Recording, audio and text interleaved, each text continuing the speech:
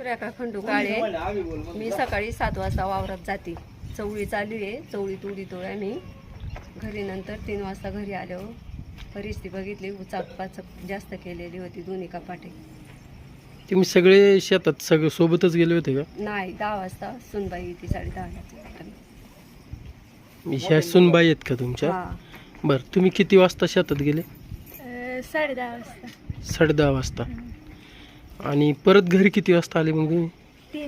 3 सव्वा 3 वाजेपर्यंत घरी आलो होतो आम्ही. बरं, घरी आल्यानंतर काय प्रकार पाहिला तुम्ही? बाहेरचा कडी लावलेली होती दरवाजाची, फक्त टाळा अडकवलेला होता. आतमधल्या दरवाजाची कडी लावलेली होती. घरात जाऊन पाहिलं तर सगळं खाली टाकलेलं होतं, कपडे वगैरे. जाताना तुम्ही घराला टाळ लावून गेले होते का? हो. बरं, मग घरात काय उचकापाचक केली?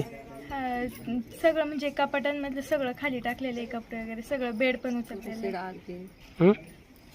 पुरीचे डाग बी नेलेले. सांग ना. हं. अजून माझ्या गळ्यातलं बाळाचे डाग 4,000 रुपये नेले. 4,000 रुपये घरात होते का? हो.